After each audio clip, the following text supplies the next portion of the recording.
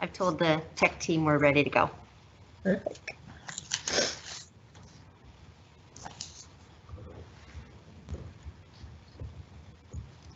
The broadcast of the regular meeting of the Minneapolis Audit Committee will now begin. Good morning. Welcome to the regular meeting of the Audit Committee for April 27th, 2020. I am Lene Palmisano, and I'm the chair of this committee. As we begin, I will note for the record that this meeting has remote participation by committee members and staff as authorized under Minnesota statutes section 13D.021 due to the declared local public health emergency. I will ask the clerk to call the roll so we can verify a quorum for this meeting. Ms. Casper. Committee member Fletcher? Here. Schrader? Here. Fisher? Here. Usich? Present. Johnston? Here. Chair Palmisano? Present. There's 6 members present. Please let the record reflect that we have a quorum. The agenda for today's meeting is before you. Are there any amendments to the agenda from committee members? Seeing none, I'll move approval of the agenda and ask the clerk to call the roll on adoption of the agenda. Ms. Casper. Committee member Fletcher? Aye. Schrader?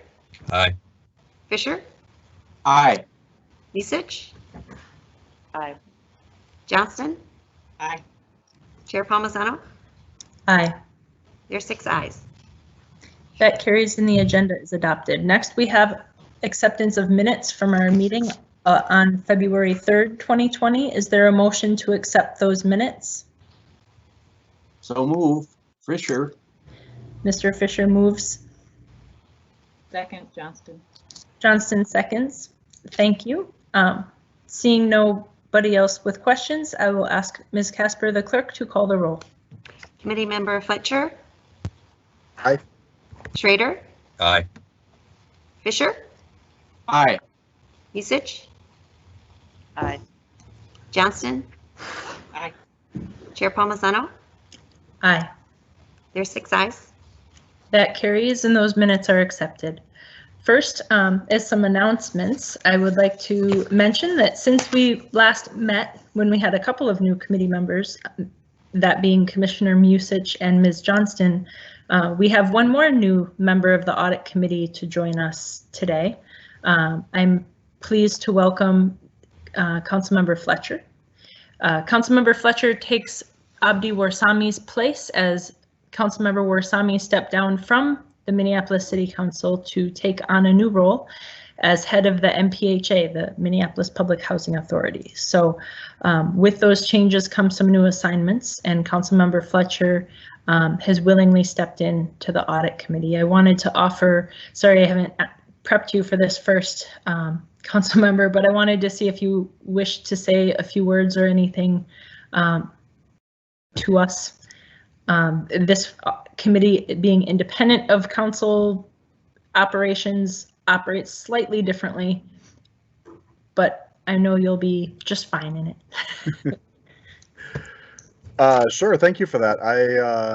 I'll just say that I have really appreciated the output of this committee. I think the work of the Audit Committee gives us confidence in some of our analysis, at the council, and has given us some tools to make some policy decisions that are very, very important. So I'm appreciative of the work you all have already been engaged in, and excited to get to play a role in it. So thank you for welcoming me. Thank you. You'll do a great job, and we welcome your questions and comments as soon as you feel ready. We have, as we start, we have some new business, and most of the rest of this presentation I think will be from Interim Director Patrick, unless he hands it over to others on his team. But I will just say our next item of business is the annual risk-based audit plan amendment.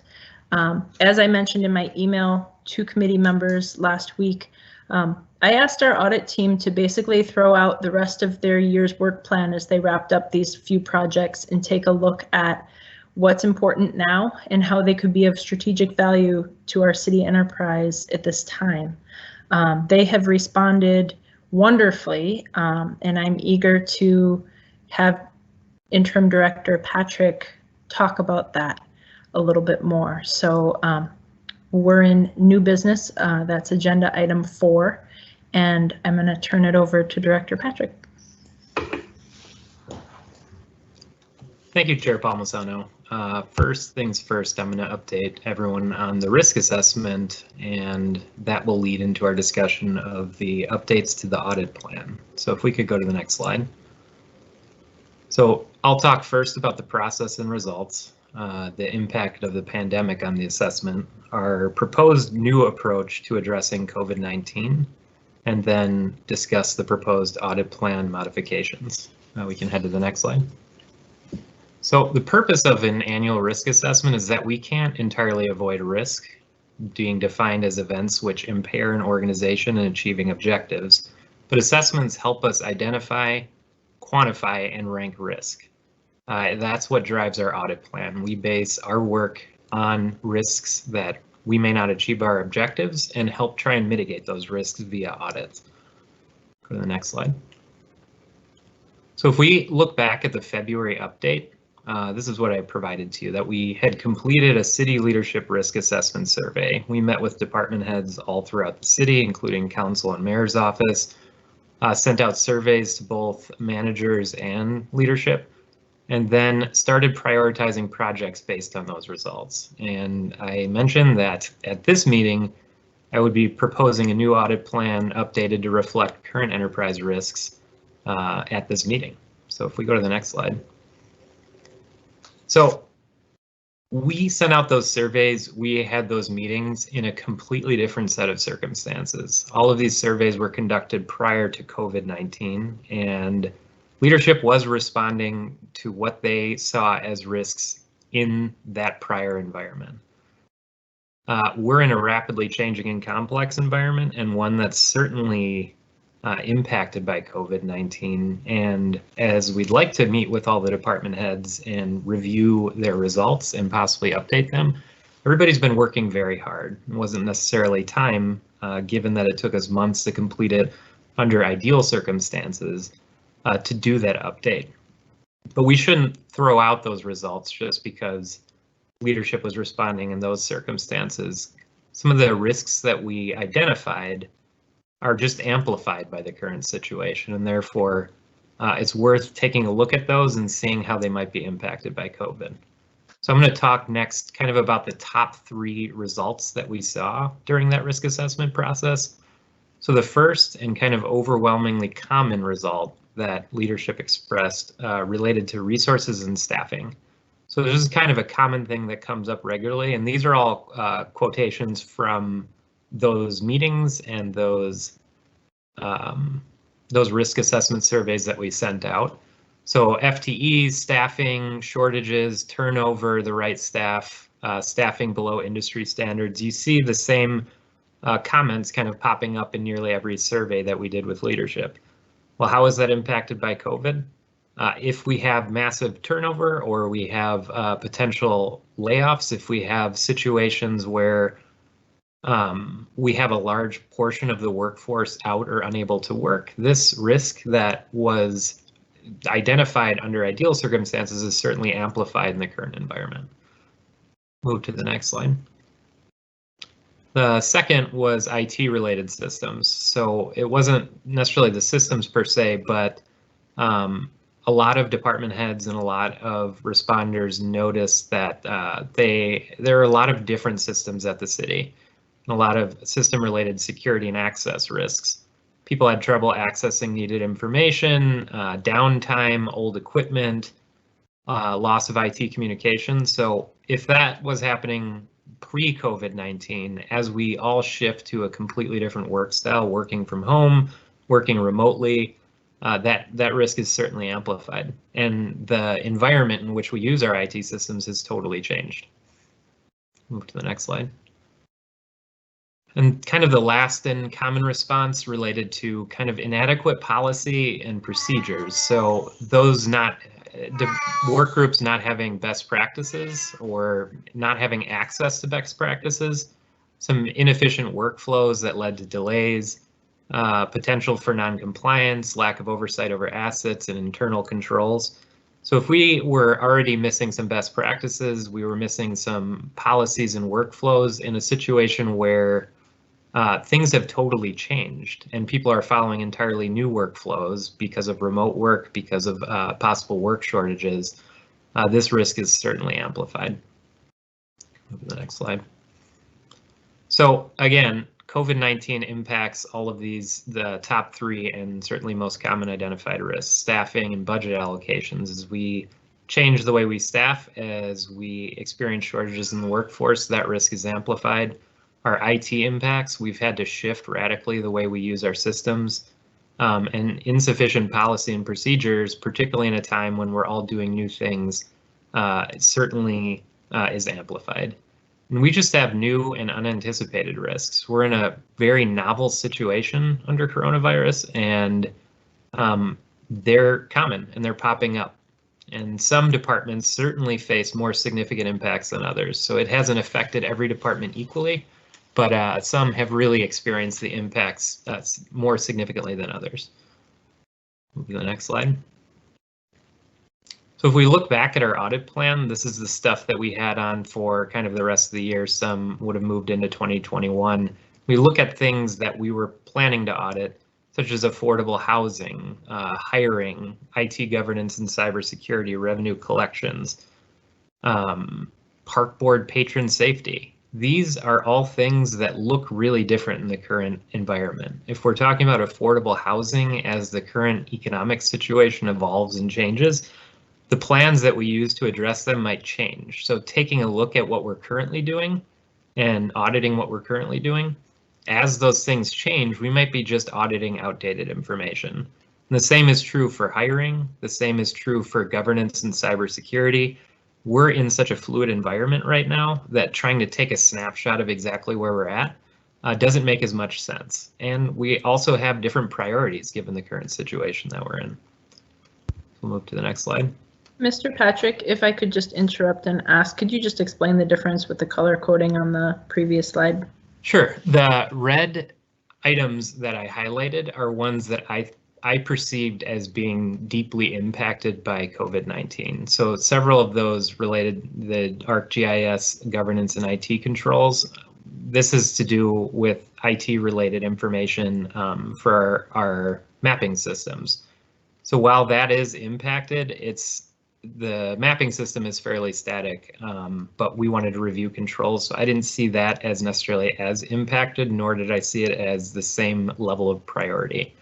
The same is true for the water network integration consultation, and I'll talk more about why that has shifted a little bit further in the presentation, but while they're still very relevant, and you'll see I'm not recommending removing any of these items from the audit plan, things have changed, and the red highlighted items I saw as being the most impacted.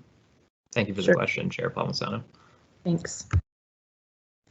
So I'm proposing 6 parts in a 3-phase special project that internal audit can use to address COVID-19. So I'm going to walk through each of the 6 parts and talk about how they fit into a new audit plan over 3 phases that is likely going to last 6 to 8 months. So first, audit. As we function, we really look at best practices in the industry. We try and develop criteria that's been tested across jurisdictions, across the country. We're looking at key performance indicators and best practices research. We like to have a strong knowledge bank before we approach a project, and that way we're providing the most relevant and reliable results. We want to be able to work with departments and speak with authority. And as we've shifted into this new environment, so much has changed, and this is true across the entire auditing field. My team and I have been meeting weekly with auditors from around the country. We're all looking at the situation and recognizing that while we're not ill-equipped to address this, audit is a really great resource to addressing the new and amplified risks during this time. but we don't have that same level of baseline research. We don't have that knowledge well to pull upon. So the first kind of main thing that we are in progress working on is developing that knowledge bank, developing the key strategies to address COVID. And we're working with 11 or 12 other audit departments from around the country, along with other audit department heads, to collaborate and develop that knowledge bank so that as we begin approaching departments and using our resources, we're giving accurate, updated, and impactful information that really adds value. The second portion of what audit is going to need to do moving forward is we are going to need to work with departments to document and evaluate key control processes. We've moved into a completely different environment. Departments are working differently now and having to work differently than they have in the past. And with that comes all sorts of new policies, procedures, standard operating procedures, both those documented and those without supporting documentation. As the city works, we develop processes over time, and they may be in place for years without changing because that best fits the workflow. When something comes in and shakes everything up like this, we're all forced to work in new ways. Sometimes that policymaking and that process documentation moves slowly. But audit, this is something that we are experts at, is documenting and really breaking down a process to its components and making sure that all portions are covered and documented. The nice thing about this, moving along with the criteria and best practices research, is that we can draw on our expertise as process documenters and evaluators. While we're not using COVID-related information to do that, we're helping departments really make sure that they have all those new and improved workflows documented and clearly laid out so that that helps mitigate some risk. So part 3, it will need to be fueled by that criteria best practices research. It's looking at department continuity planning in that rapidly changing financial environment. So we know that there is going to be an economic impact on the city related to COVID. That is absolutely clear. And we also know that it's going to impact the workforce. It's going to impact discretionary budgets and a wide variety of items. Can we go back one slide? Thanks. As we feel these impacts, we also need to use the research that we tackle in part 1 to help departments plan and become resilient, that as things change, as things shift, we're looking ahead and making sure that we're mitigating the risks that pop up further down the road. The impact of this is going to be long lasting. It's not simply going to change overnight, and we need to work with departments, as we do in audit on special projects, to help them plan, become resilient, and mitigate risks that they aren't able to achieve their objectives by adequately planning for the future. Now we can move to the next slide. So part 4 is that we know when there are massive changes like this, when there's a crisis, when there is an epidemic in the way that we're experiencing, that sectors where there's already a risk of fraud, waste, and abuse, those risks are amplified. There are plenty of people out there who are willing to take advantage of the situation. And as economic pressures increase for people and businesses, we start to lose some of the normal processes that we'd follow. We're required to work faster and with less resources, and that sometimes this opens us up to fraud, waste, and abuse. What sectors are really impacted? I mean, it's starting to become more clear in my conversations with department heads where they're seeing these types of issues pop up. But we need to make sure that as we're working in audit, we are focusing first on those sectors where we can help prevent and mitigate the risk that we experience, fraud, waste, and abuse. 5 is there may be single audit requirements related to COVID-19 funding. So as we get grant money from the federal and state, federal government and the state government, there may be audit requirements attached to those, attached to grants and whatnot. They may require that we produce documentation, and we want to work with departments who are receiving that money to make sure that they're adequately documenting what they're doing with it so that they're prepared for audit.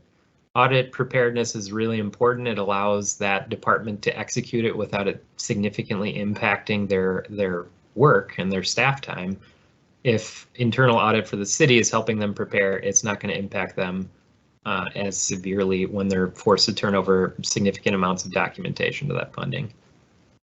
So 6, and this is far down the road, but it's looking at the continuity of operations and analyzing how did we do as a city? Did we stick to our continuity of operations plan, and was that plan effective? Will we have the right data to be able to evaluate our response? And moving forward, are we using the best information to inform how we change that plan in the future? So that's obviously later down the road when we do have the opportunity to look back. But we'd like to work on that and work with teams to see how their continuity of operations plan was able to help them address the crisis. Move to the next slide. So my recommendations related to this risk-based assessment. First, we have to work to understand and remediate resource constraints, and I'm speaking specifically to internal audit.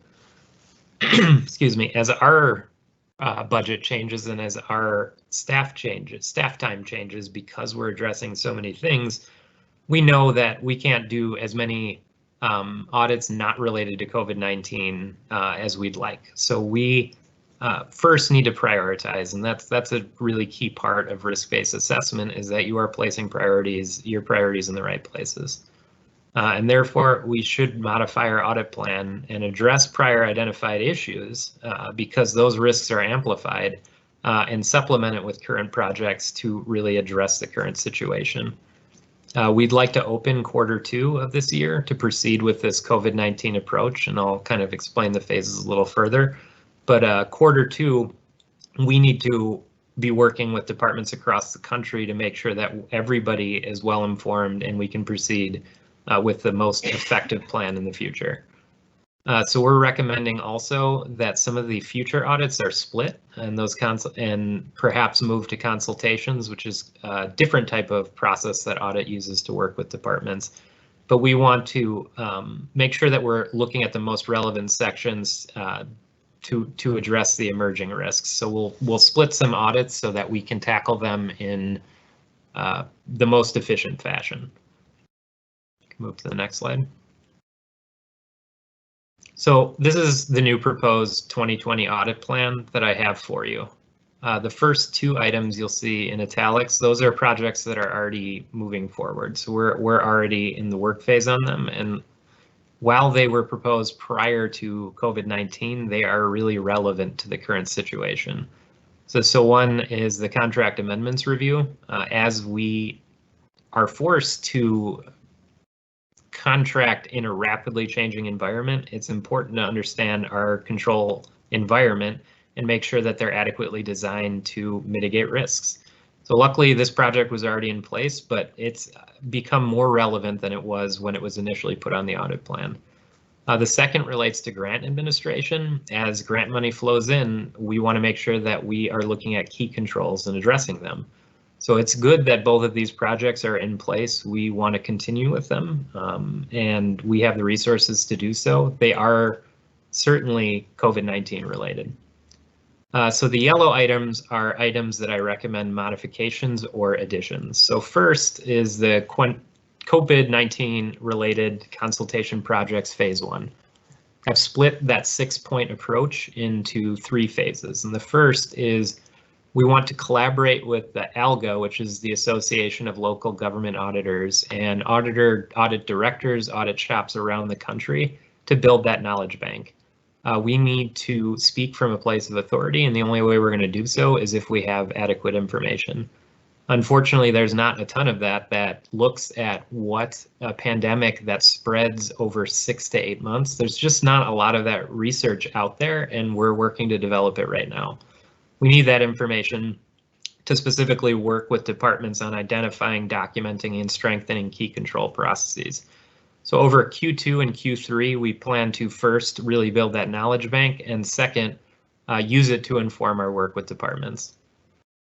So again, as we finish that, moving into the second phase of our COVID-19 related work, it's reviewing department strategies to cope with budget and staffing constraints. We know based on the risk assessment that staffing is a major issue for departments across the city, we need to work with them to kind of mitigate some of those risks that they felt that they were experiencing, the major constraints, given that the financial situation and the current environment is totally different.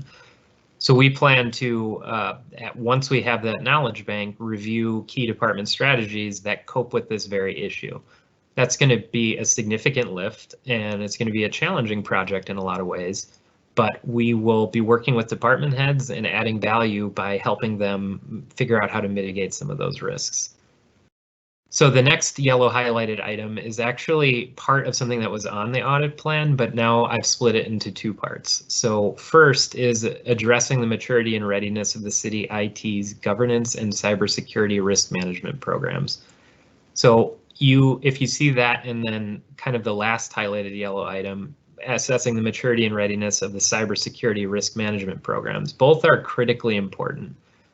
Governance deals with this kind of structure in which we address cybersecurity, data security, and system security. It's not necessarily the specific programs that are in place, but it's the framework that we use to address those risks. We'd like to consult with both IT, the clerk's office, and other kind of key data parties to first look at that framework and make sure that we have an existing framework that really recognizes COVID-19, recognizes the key risks that we're experiencing in cybersecurity given all the laptops out in the home environments and whatnot, but looking at the governance system to adequately mitigate risk. I have that split from the cybersecurity risk management program. So the cybersecurity audits are pretty specific and require a significant degree of kind of IT experience. So it's not something that my team, we're not IT auditors per se. This is something we typically work with contractor on, someone who is a specific cybersecurity analyst. So later down the road, we'd like to work with them to do the type of testing that really determines whether or not our cybersecurity systems are functioning effectively. But that is just because the systems are working. If we don't have a coherent governance strategy, it is less effective. So I think we should prioritize first something that my team can work on, and that's looking at governance frameworks, and then later down the road, test those systems. I have still on here the Q3 revenue and collections audit. So initially that project was to look broadly across the city, look at all the revenue streams and how we collect money, and make sure that we're mitigating any risks related to collection of that money. So now because that has changed so much, I'd still like to keep that on the audit plan. It may not start necessarily in Q3, but we'd like to keep it on there. But we would like to focus specifically on departments that collect revenue that may be deeply impacted by COVID-19. So in Q4, and this is a pretty ambitious plan to address phase 3, that's reviewing compliance with the continuity of operations plan during the pandemic. This is on as Q4. That may be pushed into the following year. We don't know necessarily when that might happen now, but we want to make sure that it's on the plan, and that as we're discussing with department heads all the other things that we're working on, that we're keeping in mind that down the road we're going to address that issue. It gives us when it's on the plan, it highlights our need to make sure that we're preparing and helping departments with audit preparedness for that future audit. Affordable housing and equity in hiring, both very relevant items right now. Like I mentioned before, looking at affordable housing right now as we're in this rapidly changing environment might not be the most effective. That's why I pushed it down the road on this proposed audit plan. We can move to the next slide. So you'll still see the audits that we mentioned earlier that were on the plan. They are bumped to 2021. Those are all very relevant audits. That's why they were on the plan before. We'd still like to keep them on the plan. We're not striking them. We just think that they would be more addressable in 2021 after we've really spent the bulk of our resources on addressing COVID-19. Move to the next slide. Oh, that may be the last slide. So those are the proposed changes I have. I think it gives my team the most flexibility to address the emerging, challenging environment. It allows us to take some time to really focus on addressing COVID-19 and building that knowledge bank. We are going to be a key resource, and we want to be a key resource to departments, making sure that we're adding value, not getting in their way, given that their workloads are very intense, but allowing us to work with them to address this kind of wildly changing environment. With that, I would be happy to answer questions and appreciate your input. Do any of my colleagues have comments or questions about this item? As people think about it, I'll just say that I've been meeting frequently with internal audit to hear what they're doing and how they've been working in this rapidly changing environment. I'm especially pleased to hear how not just Director Patrick, every member of our audit team is reaching out to other cities right now. And I think that's really, important. I think it's easy and natural to kind of narrow one's focus to immediate needs in this kind of pandemic environment, right? There's so much outside of our control that I think people tend to, you need to narrow and just focus on what's immediately in front of you. But I have been so happy that internal audit is regularly in contact with their peers in other cities, some that are further ahead in the pandemic curve, and some that I think are less ahead. And I really think that shows in the approach that they've taken here. Ms. Johnston has a question or comment. Go ahead. Thank you, Madam Chair. First, I have a quick comment and then a question. My comment is to thank you for really showing the leadership to ask for a revision of the plan. I think that was really great, and we have to learn from all the craziness that's out there right now. So I want to just thank you, and also for Director Patrick for taking it on and doing such a nice job. I thought he did a nice review. My question really is if the departments are able to take advantage of this disruption in service to work on some things that sometimes are back burner when you're not providing the direct service. Some companies have done a lot more training, online training, things like that, and trying to take advantage of the disruption. And I was just wondering if you had heard of any of that. Thank you. I'll ask Director Patrick if he wants to chime in. Chair Palmisano. Council or Committee Member Johnston. Yes, kind of two parts to that question. One is some back burner stuff has actually been easier to address during this time. It's interesting, as people go to work remotely, some people's workload has changed. So we've actually been able to tackle some projects and meetings that people might have been too busy to tackle otherwise. So there is some work that is easier or more accomplishable, if that's a word, during this time period. Particularly when people work with so much electronic documentation, they don't need to have physical access. We've been able to complete some of those projects. To the training question, certainly there have been so many COVID-related trainings, kind of opportunities to do those types of activities. I hope people are taking advantage of it. My team has certainly been attending many webinars put on by ALGA, and we're building that resource bank. That's going to be a key part of it. As we attend all these trainings, we can offer those types of trainings, and if nothing else, summary of the information that we learn to departments as we see it impacting them. Does that answer your question? Yeah, I just hope that we're capturing some of that as well, so that we can, as we plan, if there's something like this in the future, that we make sure we have those things on our, on things that maybe went better than we would have expected. Yeah, absolutely. Great. I'm not seeing any questions in the meeting chat. I'll ask Commissioner Musich, because sometimes it's hard to interrupt in these meetings, if she had anything she wanted to add. Nope, I'm good, thank you. Great.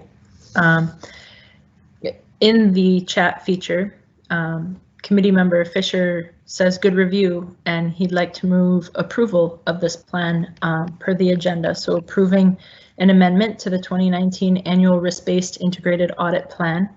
I'll call on Mr. Fisher for that motion. I just want to get on camera once during this meeting. I thought that was a wonderful review. I think it's a sound analysis, and I would so move, Madam Chair. That's great. It's been moved. Could I have a second for this motion? Second. Councilmember Schrader has seconded the motion. Anybody else want to say or add anything that we're speaking about here right now? Seeing none, I'll ask the clerk to call the roll on item number 4. Committee member Fletcher, Aye. Schrader, Aye. Fisher, Aye. Usich, Aye. Johnston, Aye. and Chair Palmisano. Aye. There are 6 ayes. That carries and that item is approved. Thank you. Next, we have our CPED grant management audit report. And because this has been an audit engagement and one that we're wrapping up now, it's a little bit more familiar when we do this in person, and it's a little bit more organic. But in this virtual environment, I still have asked Director Frank to join us today. As the audited clients, we typically ask them to offer up some thoughts or to see how this project has perhaps impacted them or how it's gone for them. It's their opportunity to say a few words. So I have asked Director David Frank, to join us here today, and I'll let him start us off in terms of the grant management work, which is one small but really important part of what he has in our economic development department. Director Frank. Thank you, Madam Chair. Committee members, good morning. Thank you for having me. I agree it's more organic and easier when we can see everybody, but I'm pleased in any event to be here this morning to say it all went very well. We had a chance along the way to be reminded of some best practices that you know about and you know them intellectually, but like really looking at them again, reminding ourselves why it's important to do the things that we set for ourselves and you set for us in the city's policies. This is taxpayer money, even though it's not city money that we are passing through, and our policies should be followed. And so we're glad to work with the audit team, including Director Patrick, to make sure that we are doing everything that we need to be doing. And I'm pleased to say we're on board. I'm happy to be here, and we think this is good work. Happy to answer any questions before or after the director's presentation. Thank you. Thank you. I'll go ahead and turn it over now to Director Patrick to give us the meat of that audit report. And just so people know, David Frank and his team, they have seen and even had a chance to respond to the audit before you. So there are no surprises in this in terms of how CPED sees this audit, as is typical in the audit work that we do. So Director Patrick. Thank you, Chair Palmisano. First things first, while I'll be presenting on the contents of audit results, and in the auditor update, I'll discuss audit issue follow-up and continuous monitoring, I'd like to acknowledge my team. Normally we'd have them presenting and answering questions in typical fashion because this is their hard work that let us get to this point. It's challenging given that we're doing this meeting over Teams and in a remote environment, so I'll be presenting the work, but I want to acknowledge Huguette's very hard work on this grant management audit, Travis's work in all of these audits and audit issue follow-up, and Comlin working very hard in each of these audits and looking at continuous monitoring. So before we get started, just because I'm presenting this, they really did a lot of the legwork, and I'm deeply appreciative that they've been able to accomplish so much in this new environment. So with that, we can go to the next slide. So the objective in this grant management audit was to work with CPED on addressing internal controls, whether they were adequate to ensure compliance and efficient grant management. CPED manages tens of millions of dollars worth of grants, and this audit looked at the controls they have in place during that. Go to the next slide. So the scope looked at the grant management process during January 1st, 2018 through December 31st, 2019. So we were looking specifically at the processes in economic policy and development, and housing policy and policy development. So these are two areas that handle a lot of grants, and our scope included roughly a 2-year period. Move to the next slide. We reviewed their policy and procedure documents to ensure rules, regulations, grant managements were adequately communicated to recipients, and staff comply with those requirements and have information to perform CPED grant administration duties. We addressed the adequacy of the monitoring process to mitigate financial compliance and fraud risks, and assess the adequacy of subrecipients and contractors to ensure that grant contracts are appropriately executed, effectively managed, and terms and conditions adhered to. So it's a lot of technical talk, essentially, to say that grants, all the risks of fraud, waste, abuse that you might see in a grant management process are adequately addressed. And we can move to the next slide. We're addressing also just the completeness, accuracy, and timeliness of the closeout and reporting process. So not just the administration, but the closeout process as well. Move to the next slide. So first things first, before we talk about the one audit issue, CPED, like I mentioned, is dealing with tens of millions of dollars worth of grants. And if you look in the report that was sent out earlier this week, you'll note that we found widespread compliance, that risks were adequately managed. This is a very clean bill of health. CPED is certainly addressing the risks and monitoring and new changes in the compliance landscape, and their plans adequately address risk.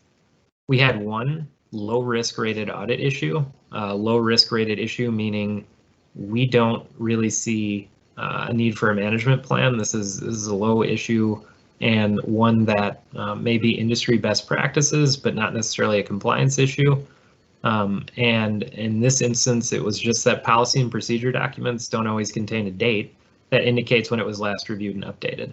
We're not saying that policies aren't reviewed on a regular basis, nor are we saying that they're not updated to address the changing in compliance requirements, simply that they're not dated. So that's a very low risk issue. And I'd like to say that CPED addressed it almost immediately. They're dating policies, and this issue is mitigated. So that's, as far as things are concerned, a very clean bill of health, and one that would allow us to feel confident that that risks are sufficiently addressed. That's all I have for this. As I wait to see if there are others that want to speak with comments or questions to this audit, I will say I think it was rather fortuitous that this was in progress before we ever were starting to see or prepare for COVID-related issues in our city.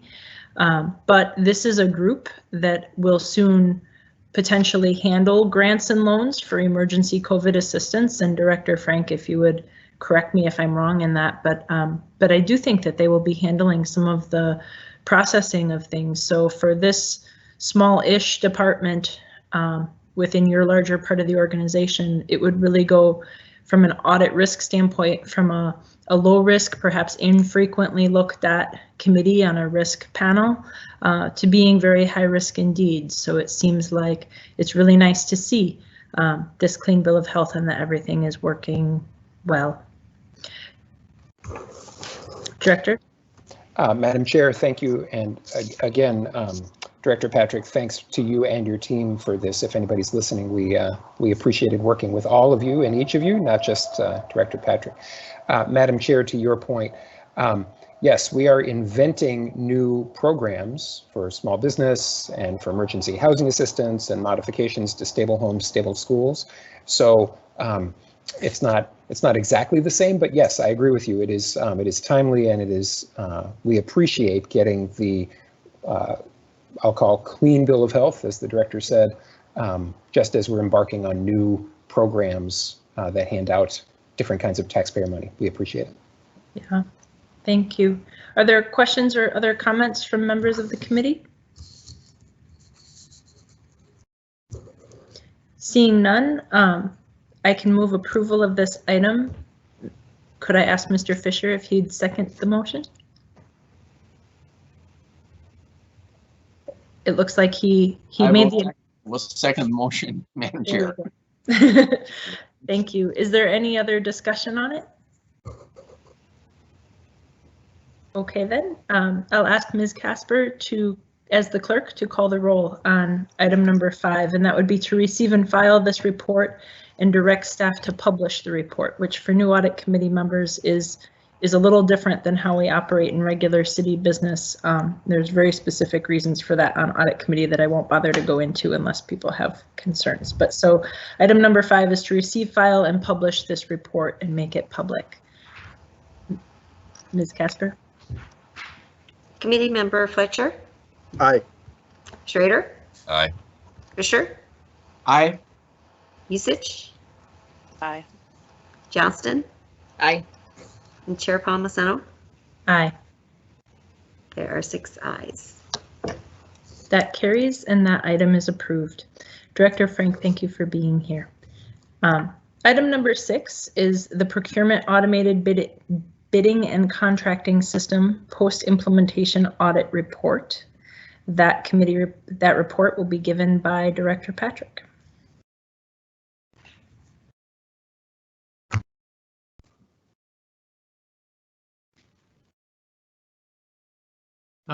So this was another audit. We can move to the next slide. Related to a new system that was implemented in new modules related to procurement. Another timely audit, given that the procurement process is really critical during the COVID-19 times. So we were looking at whether the new process workflow was designed and configured to document the business processes, that the new system effectively works through the workflow that is required. And we wanted to make sure that, given that there is a new system, least privileged access was given to end users, so that people who use the system had specifically the level of access they needed and no more. Move to the next slide. So we looked at the workflows, and I want to say also that we worked on this with our partners at Baker Tilly. So they were really the experts on this project, and I'm happy to take questions on it. And normally we'd have them here to answer questions. I can take questions and forward them to our partners at Baker Tilly, but they were really the experts on this. So looked at user access, interviewed, observed, inspected. We followed our normal audit process, looking at charts, workflows, all of that stuff to make sure that the system was working effectively, captured those workflows. This is a pretty standard audit of a new system. Move to the next slide. Well, there were 3 findings, no high risk related findings, but we wanted to walk through the findings and observations, and also note that we have management responses in the document. Some of those responses, while they could have been maybe mitigated faster because of COVID-19, we granted extensions to some of them, so the team has an opportunity to address them. So the user access reviews, so our user access reviews completed on a timely prescribed basis. We noticed not necessarily that it wasn't happening, but there needed to be a formal user access review process that's performed at least annually.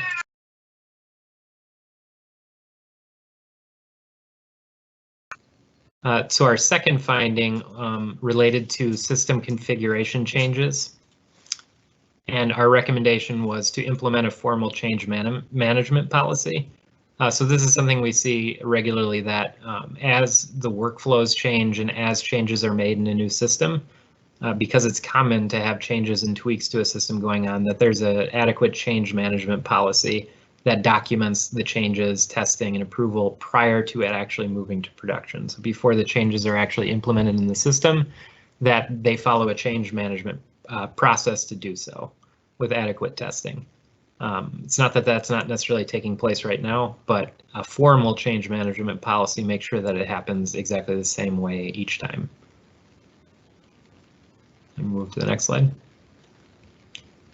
So the last is final approval of provision roles and preferences for new users not consistently documented. So again, this is just implementing a formal procedure to document approved roles and preferences for new user requests. So as users are added to the system and user access is changed, that there is a formal documentation system that we can look back on, make sure that it's happening correctly and that users are getting that least necessary access. So a lot of these findings relate to more documentation of process. It's not that because they're not high risk rated findings, we're not saying that those things aren't happening. The recommendations tie more into making sure that this is all formally documented and addressed. And like I mentioned earlier, we've already hammered out a timeline to address these findings. There's already a plan in place, and we'll be happy to report back in the near future that that's occurred.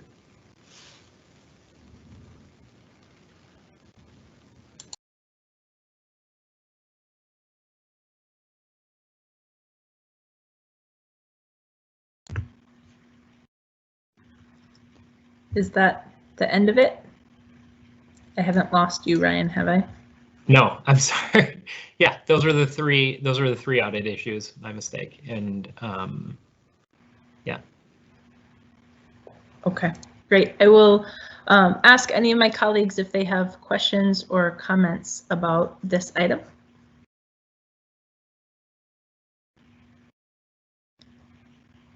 Seeing none, I can move approval of this item. Does someone want to second that? Second. Mr. Fisher has made, Mr. Fisher has made the motion. Please let that be recorded as such. And Ms. Johnston has seconded the motion. I'll ask one more time if there's any discussion. Seeing none, clerk, please call the roll on item number 6. And that would be to receive and file and also direct staff to publish this report. Committee member Fisher, Aye. Fletcher, Aye. Aye. Oh, sorry.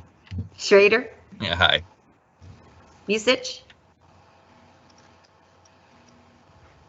Aye. Johnston, Aye. Chairman Palmisano. Aye. There are 6 ayes. That carries, and that item is approved. Next, we'll move on to item number 7, which is the Park Board's body-worn camera biennial audit report. Giving that report, I believe, is again Director Patrick. Hello again. And again, I'd like to credit our work with Wildcard, their firm that we work with on IT and cybersecurity related audits. And as they've been working with us on body camera audits, they become kind of experts in the field. So thank you to Wildcard. They're not presenting with me as they normally would during the audit committee, but I'm happy to go through the results. This is something I'm also quite familiar with as I've worked on past body camera audits. So we can discuss this. There are a lot of slides in this report. That's because there's so many components that are required by state law to be audited to maintain compliance. So I'm going to go through this kind of quickly, but I'd like to note that they have a totally clean bill of health before we get started. We'll go through each item, but the Park Board has done a great job maintaining compliance with state law requirements. Let's move to the next slide.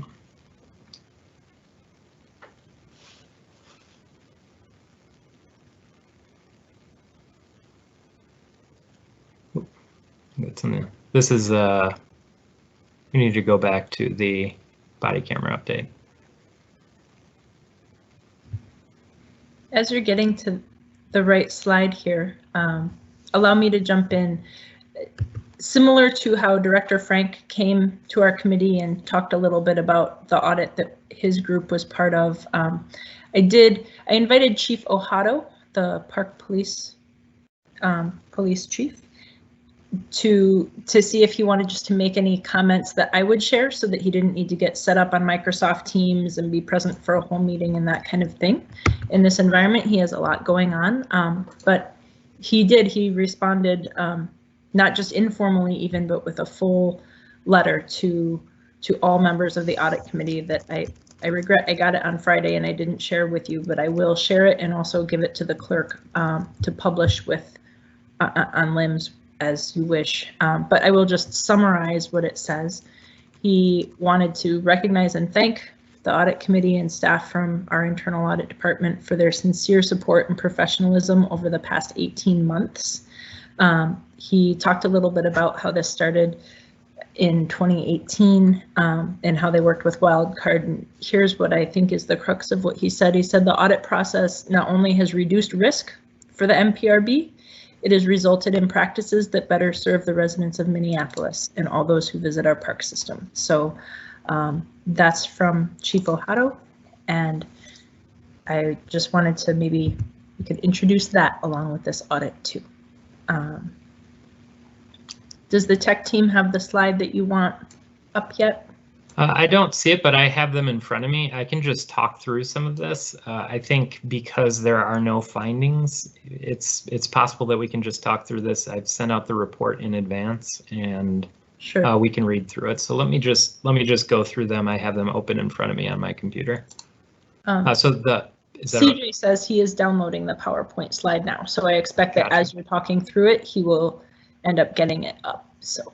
Excellent. And it's a number of slides, but again, I'm going to go through it kind of quickly just based on the fact that this committee has received body-worn camera reports in the past, and we have no findings on this report. So first, just looking at the scope, the criteria that we use for this is all related to state law requirements. So you can see in the report the number of statutes that touch on this specific issue. We tested compliance with all of the state statutes that are required. Our methodology is the common framework that we use based on the American Institute of CPAs, the Information and System Audit and Control Association. This is a pretty standard audit and one that we become pretty comfortable with, given that we've been working with MPD on this on biannual basis to do their audit. So it's a 3-phase audit: planning, execution, reporting, using that methodology. First, foremost, Minneapolis Parks Police Department is compliant with Minnesota statutes. So again, there are no findings. They are compliant with statutes. They have a written policy that addresses all the mandatory components in Minnesota Statute 13.825. Oh, excellent. So the policy, upon its review, meets all of the mandates. We can move to the next slide. Data classification. So data is required to be classified as public, non-public. There are some specific components, but Park Police has adequately set up the system to classify data. Everything is above board in that regard. Move to the next slide. Body-worn cameras assign the categories by officers, and that categorization is reviewed by supervisors. So it has the appropriate retention policy, and data is automatically destroyed after that time period is lapsed. That's compliant with state statute, and supervisors are adequately doing this. And move to the next slide. Part of the state statutes requires a police department to be able to produce a report that details inventory, recordings, and data captured. Park Police Department has it in place that they can quickly generate that report. So they are compliant with that state law component. Move to the next slide. Handling of data requests. They receive requests. They have a process to validate that the individual is making the request, because some of this data is non-public. Footage is reviewed, adequately redacted, and provided to the requester. Move forward one slide.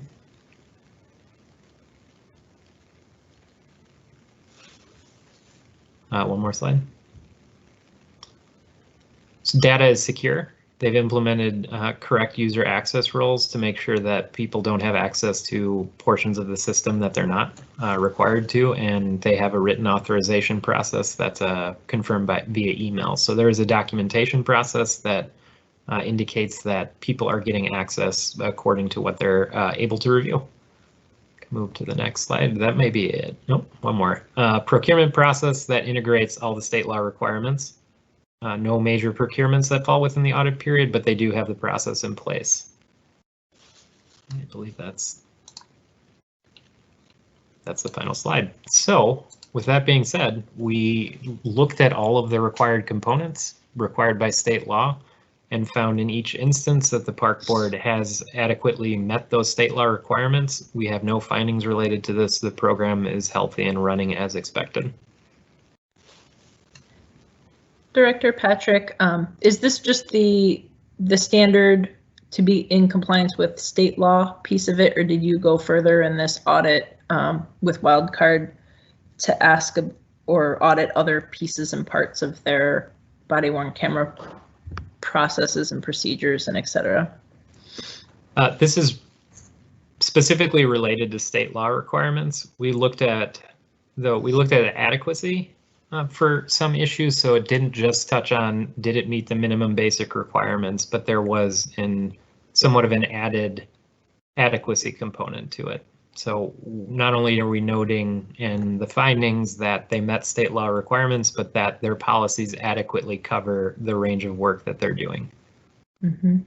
It may not, we've had past Minneapolis Police Department audits that added issues that didn't specifically tie to state law requirements. That's not what this audit was doing per se, but it is, as a first audit of a body-worn camera program, it's good to test and make sure that they are compliant with those. And we also wanted to note that they went through a consultation process prior to implementing body cameras. So that's an important thing to note, that they worked with our audit team in implementing their program to make sure that they were addressing these state law requirements. So it's nice to see the connection between that consultation that happened early on before body-worn cameras were implemented and how it's resulted in a clean bill of health at this point.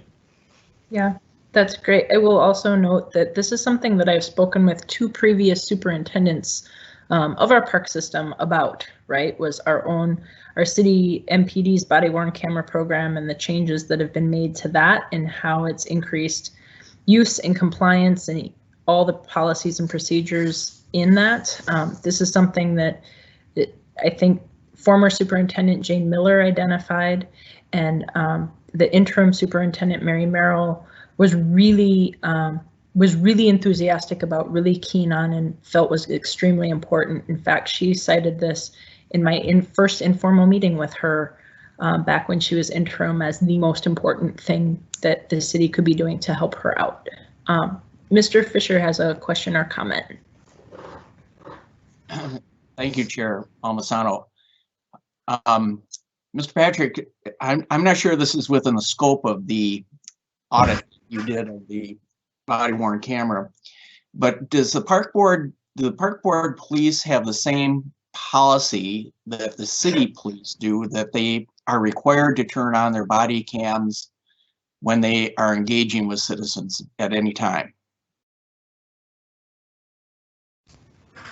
I'm happy to send over a copy of the Park Police Department's body-worn camera policy. They are addressing activation in a similar way to the Minneapolis Police Department. I don't believe they have the exact same policy, given that their department does some different things, but I'm happy to send along a copy of that policy if it's not an appendix in the actual report.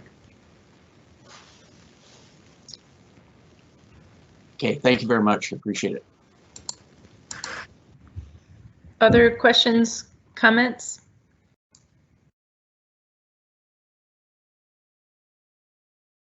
Seeing none, I will move approval of this item, and that's to receive and file this audit report and also direct staff to publish the report. Could I have a second? I would second that motion. This is Stephanie. Thank you. Commissioner Musich is going to second this motion. Seeing no other comments or questions, I'll ask the clerk to call the roll on item number 7. Committee Member Fletcher? Schrader? Aye. Fisher? Aye. Musich? Aye. Johnston? Aye. Chair Palmisano. Aye. There's 6 ayes. Thank you. That carries and that item is approved.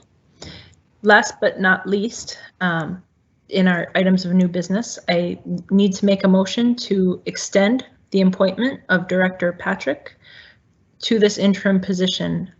So if you would remember, our initial appointment of him was, at least in contract form, if not spoken in audit committee, was a temporary one of a few months in time. I think you will agree with me that he is doing just fantastic work in this role. And for the time being, we need to keep up his interim status. So I would like to move this extension of Ryan Patrick's appointment as our internal audit director. May I have a second? Second. Second. Thank you. Both David Fisher and Commissioner Musich have seconded that. Any discussion? Thank you. Clerk, please call the roll on item number 8. Committee Member Fletcher. Schrader. Aye. Fisher. Aye. Musich. Aye. Johnston. Aye. Chair Palmisano. Aye. There are 6 ayes. That carries and that item is approved. Next, we'll go to the report of internal auditor. Is this as if he has not done enough reporting already? Director Patrick? Thanks, Chair Palmisano. And again, I want to just thank my staff's hard work on putting together this auditor update.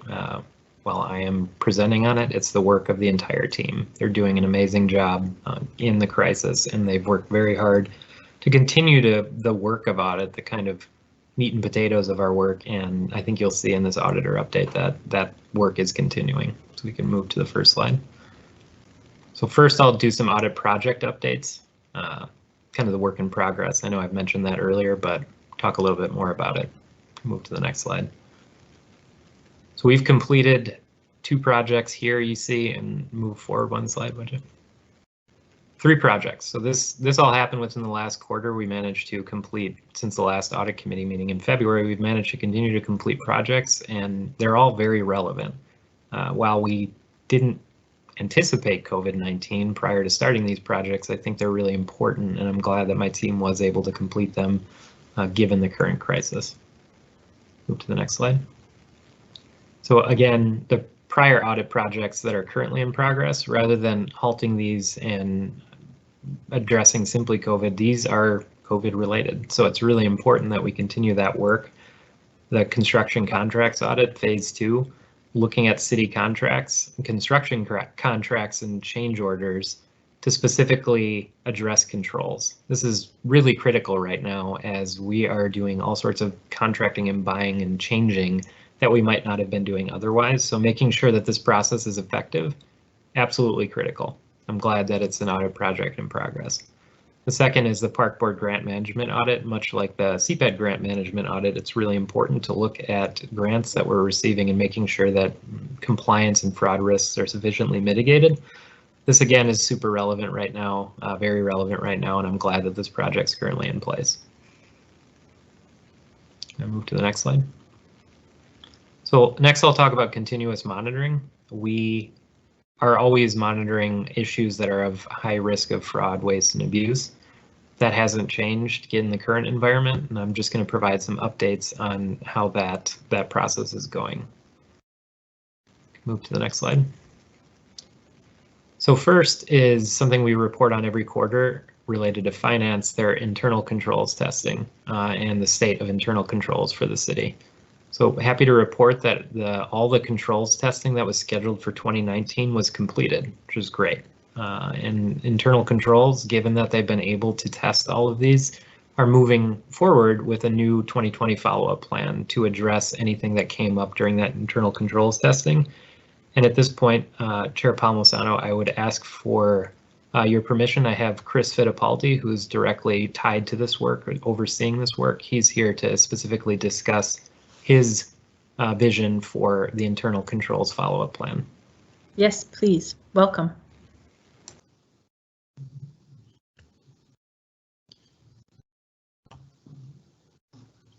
Good morning. Hi, everyone. Thank you for inviting me to today. I'll give you a little update on what's going on with the internal controls area within the city. First of all, I thought it might be helpful to describe to you what the general vision is for the internal controls is to monitor and evaluate policies and procedures to protect our assets, provide reliable financial information, promote effective and efficient operations that ensure compliance. By doing this, we will minimize fraud, theft, and errors, develop and maintain reliable financial and management reporting, and comply with state statutes and all regulations, and assure overall operational efficiency. So to that end, my tenure here has been 3 years, and I'm entirely charged with implementing, evaluating, documenting internal controls within all of the business units within FPS. So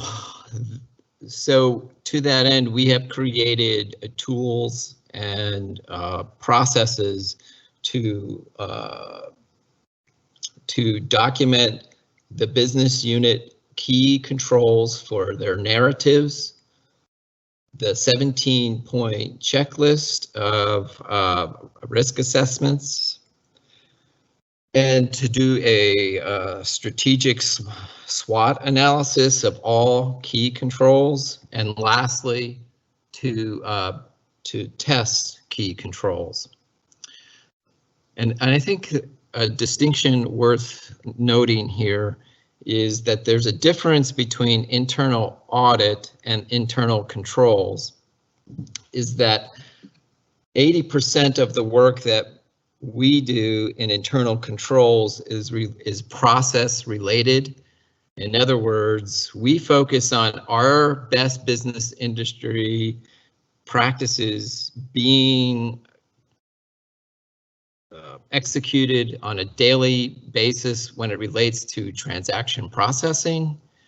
And we focus on the safeguarding of the assets, segregation of the duties, making sure all transactions are properly authorized, and at the end of every month, making sure reconciliations are done, and that at a high level, making sure monitoring is done to make sure that everything is supposed to happen within a business unit happens, and those things that aren't supposed to happen don't. So if internal control is more process oriented, so 80% of process and 20% of balance testing, internal audit is the exact opposite of that.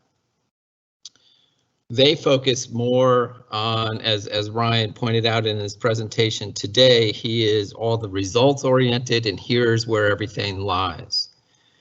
Our goals is to, similar to Ryan, is to partner up with all the business unit department heads and their teams to help point out to them any processes that need to be shored up to make sure that we are recording all the transactions and conforming with the best industry practices that are prescribed by the COSO unit and internal controls. So I know that that's a lot coming at you, and I apologize if I'm using too much jargon, but that would be my comments this morning. Thank you, Mr. Fittipaldi. Yes, thanks, Mr. Fittipaldi. That's a great overview, and I've been really appreciative of our collaboration. I think as resources are tested and expertise is needed, it's been very great to work across departments, and I see our two work units really collaborating in the future to make sure that we're addressing risks and emerging issues. So I'm very happy to be working with your team, and I look forward to that collaboration in the future. So we can move to the next slide. So our other continuous monitoring activities, so data management, governance, and privacy. As I mentioned that earlier, we have that consultation pending in 2020 Q3.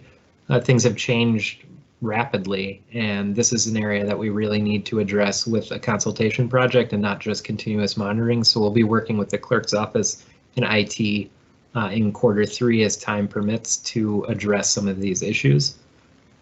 We've been working with also NCR, or Neighborhood Community Relations, to improve neighborhood organization monitoring. We've been meeting with them.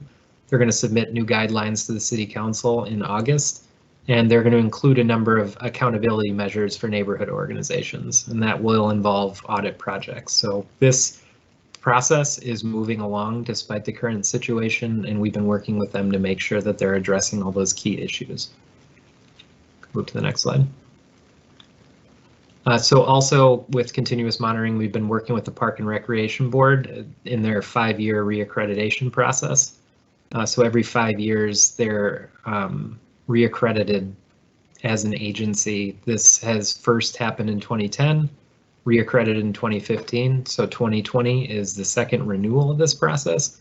Obviously, it's happening at a kind of unique time in park history, so it's good that they've been incredibly transparent with us, and hopefully we've been helpful to them in making sure that they can continue to be reaccredited. Move to the next slide. Next, I'll talk about prior audit issue follow-up. Again, thank you to my team for working on these issues. It's tough in the current environment to make sure that we're following up on prior open audit issues, given how busy and stressed out departments have been. But that doesn't mean that those issues that weren't important last year or in an audit finding, we need to address those. That absolutely needs to occur because existing risks are amplified. Move to the next slide. So we had 21 open audit issues in January. We still have 21 open audit issues. Some are coming up as due. Even though we haven't been able to close audit issues at the rate we were before, we were very close to closing audit issues before the pandemic struck. And that work is in progress and absolutely will be closed as time permits and as time goes on. We granted extensions to a number of departments because of COVID-19 impact, and really every department has been impacted by it. But it's been challenging to close some issues because they require development of processes to address the audit issues, while at the same time, every department is trying to develop a new process for working remotely, for making sure that people are protected and safe. So as we were in discussions to finally close out some of these audit recommendations, pandemic struck. I guarantee you departments are working to close them, and we'll have more closed issues in the future.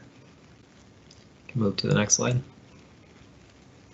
So again, extensions were granted. Management's responsible for those audit issues, but also became responsible for addressing COVID-19. We're monitoring those risks. So even if the audit issue isn't closed, we are monitoring those specific items, and we'll continue to do so.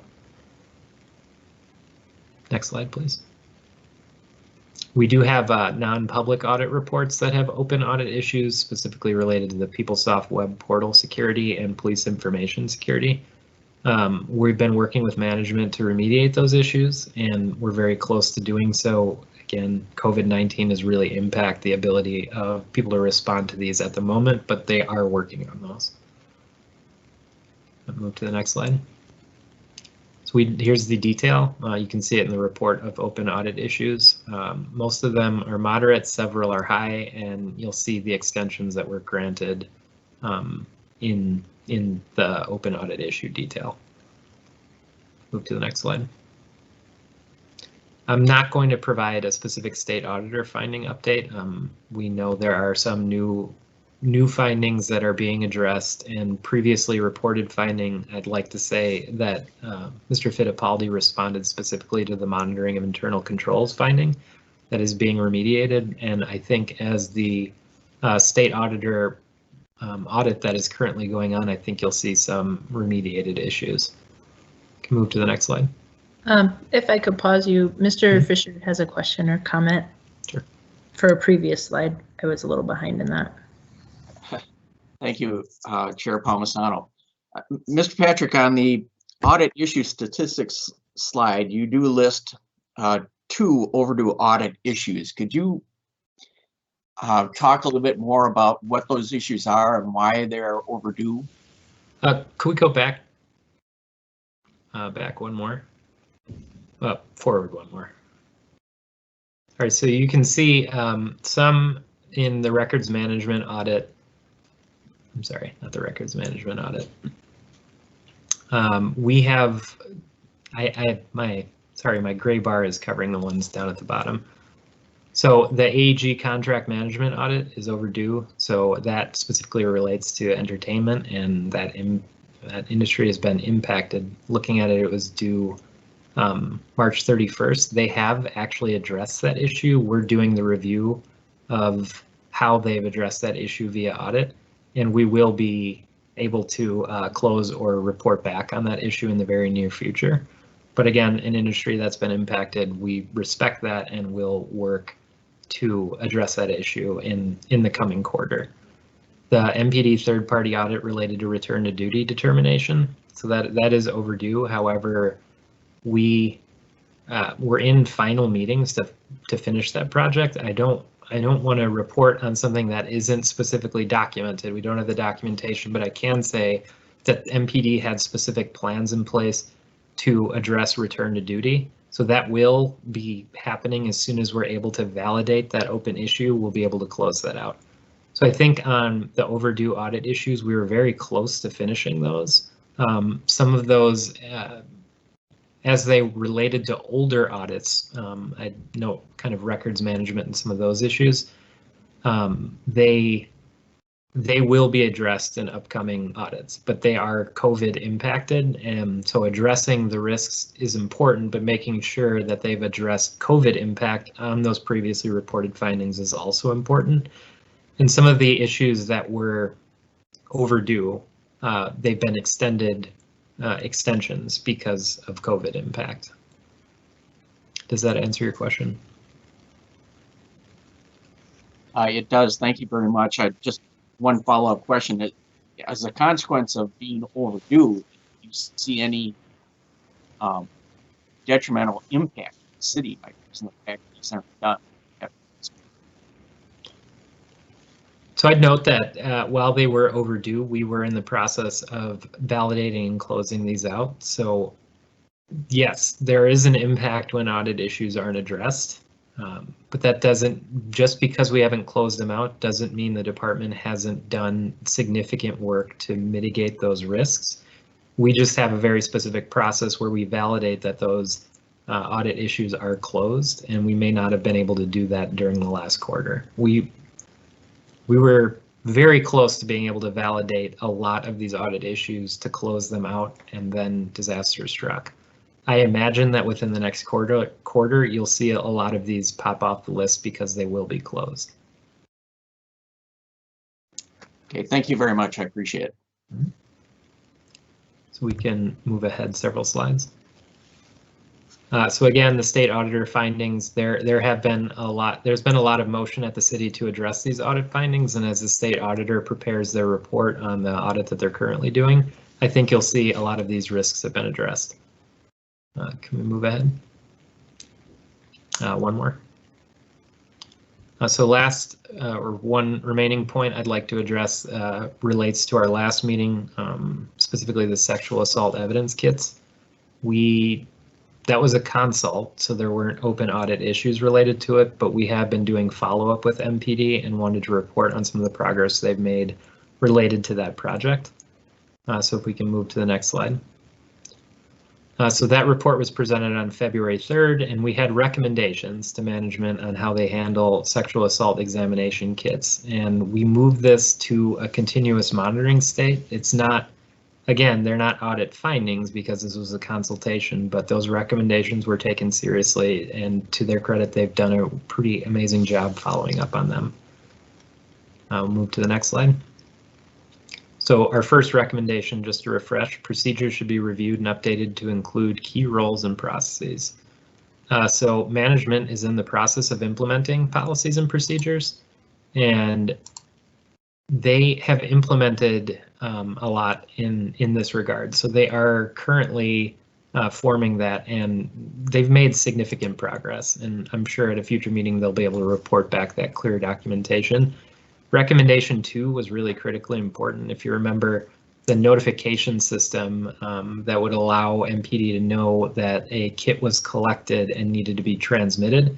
There was no central notification system. We're happy to report back that they have implemented a centralized notification system for when a kit's ready to be picked up. So that recommendation has been addressed. Move to the next slide. MPD and the County Attorney's Office incorporated the recommendations for their backlog tracker, and they've enhanced that tracker and the methodology they use to track sexual assault kits. So this recommendation has been implemented, and they're using a more robust tool to track and categorize sexual assault kits.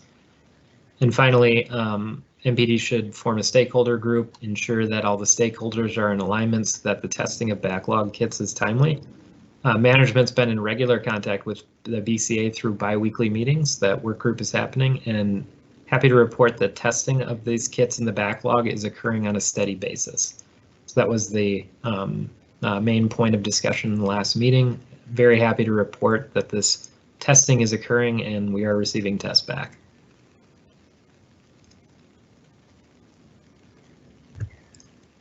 Questions or comments from my colleagues on that one?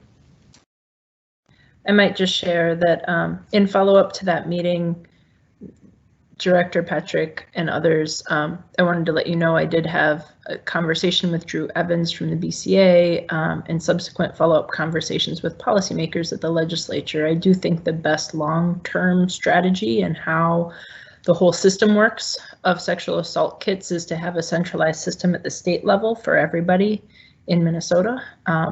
And gosh, February seems like a very long time ago right now. But at the time, that policy seemed to be moving forward through the state legislature. I do not know where it is today, but on a different level and on a different scale, and as a statewide policy change, I know that our local representatives are hugely supportive and engaged in that work. So just as a tangent, really not related to MPD.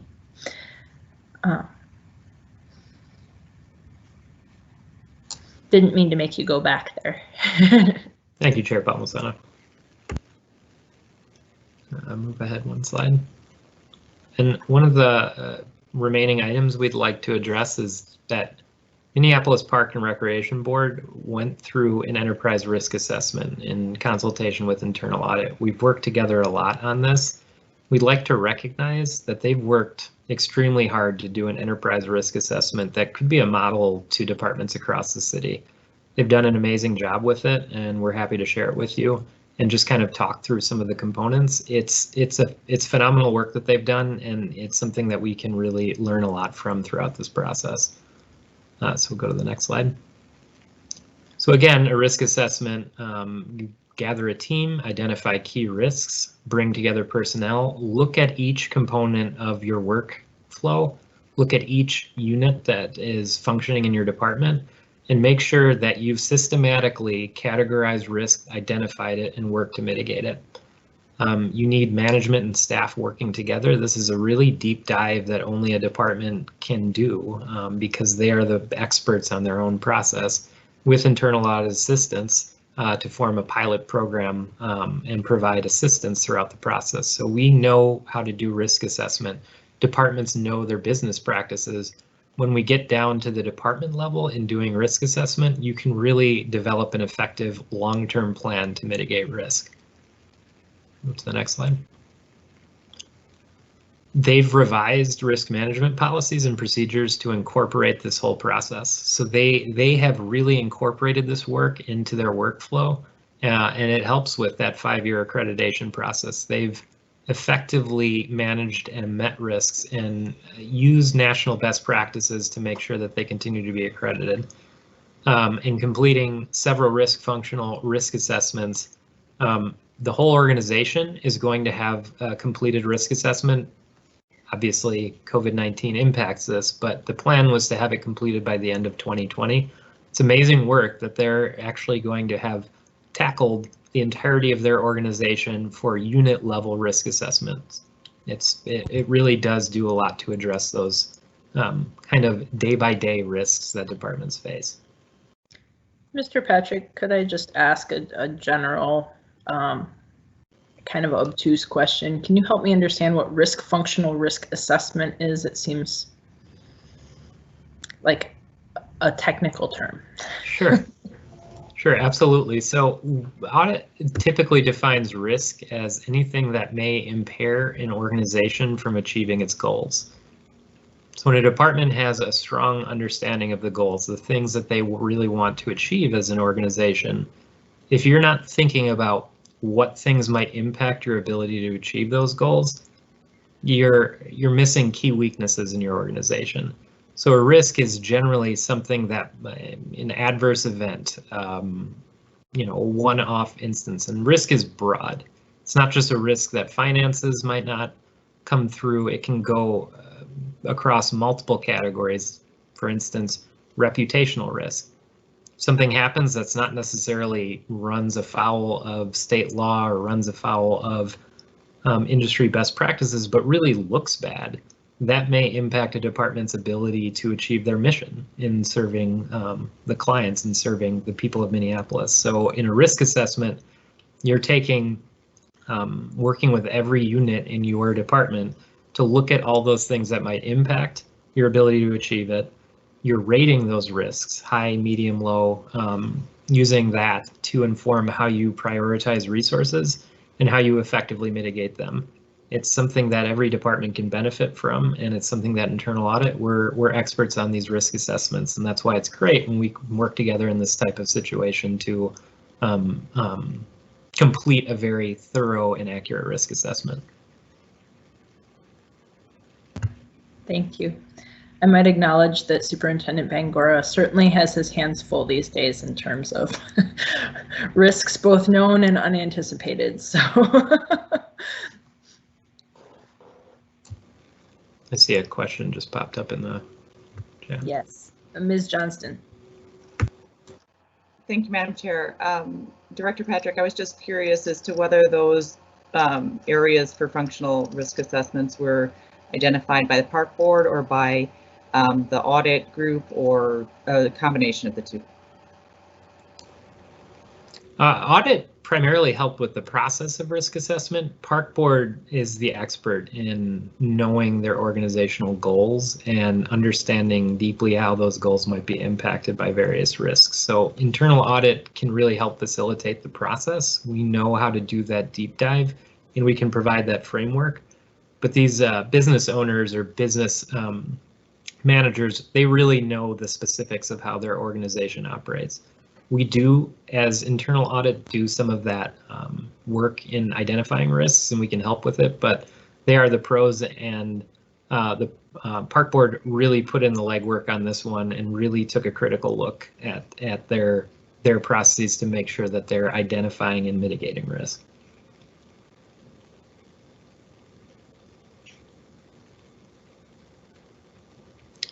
I can move to the next slide. So risk that's unavoidable. There's no way to completely avoid risk. If there's no risk in something, you're not really doing anything. So given that you can't avoid it, the risk assessment process really helps you respond to it. It helps you respond to it proactively before a risk turns into a significant problem and the organization's mission is impacted. So audit, we leverage our knowledge of risk and risk assessment to help drive future audit work and ensure that these high rate of risks are covered. But the department puts in the legwork to do that deep dive risk analysis. Move to the next slide.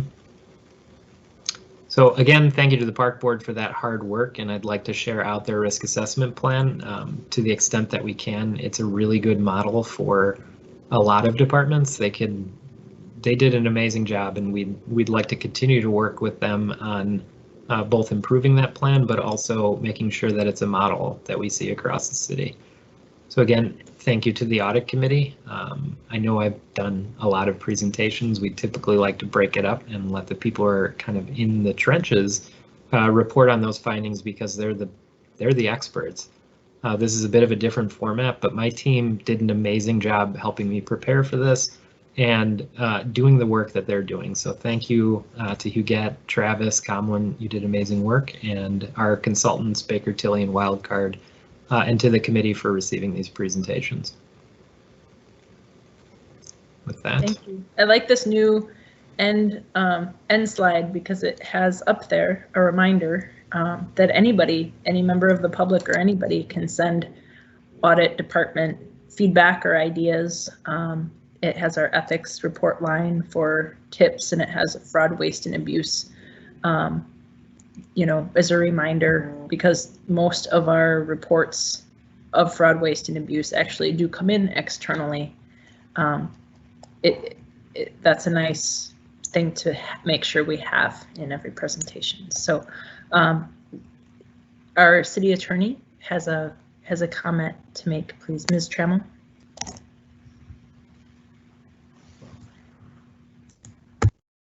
Councilmember Palmisano, Susan Trammell here. Apparently I've got poor call quality, so I've got to turn my camera off with the hope that that helps. Can you hear me? We can hear you just fine. Okay, good. That ethics report line number is not a public number. That number is for employees and persons appointed to boards and commissions only. It's an internal number. So that should not be publicized. We don't take complaints from the public via that line. I see. There is an email that's a public email line, is there not? For ethics? For ethics? Yes. Ethics officer at minneapolismn.gov. Thank you for the clarification.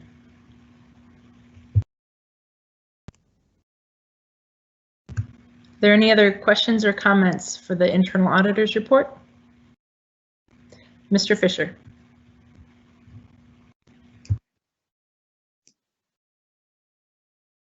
Thank you, Chair Palmisano. Mr. Patrick, this is kind of an open-ended question, but I think it's something our audit committee should ask probably at every meeting. Do you continue, does your department continue to have both the budgetary and personnel resources to effectively do the work of the audit committee?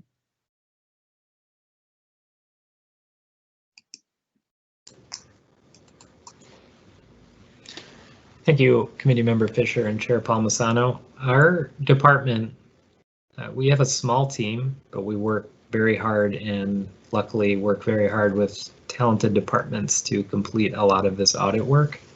Some of the audit work, I'd note specifically cybersecurity related audit work, requires a high degree of technical expertise. So in those instances, we often work with consultants to actually carry out that work because it's not, it's not in our wheelhouse, and it doesn't necessarily make sense to have a full-time IT auditor on staff. I mean, while we'd all love to have more resources, it sounds like every department's in a similar boat. It is effective when we can work with contractors to do that highly specific work. I think that as a team, we're working effectively to mitigate risk in the way that internal audit does. I know that budget conversations and things are happening in the future, and we'll be looking at that specific issue as we move forward. But our team is working really effectively to finish the audit plan and address the issues that are brought forward.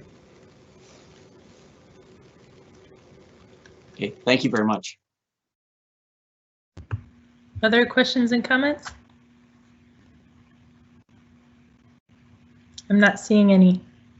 I'll move to receive and file the update report of our internal audit department. Second. Mr. Fisher seconds. Seeing no other people in queue to discuss. I'll ask the clerk to call the roll on item number 9, which is to receive and file the internal auditor's report. Committee member Fletcher, Aye. Schrader, Aye. Fisher, Aye. Musich, Aye. Johnston, Aye. Chair Palmisano. Aye. There's 6 ayes. That carries and that item is approved. Seeing no further business before us and with no objection, I will declare this meeting adjourned. Thank you everybody for your time and your presence and your attention this morning. Be well.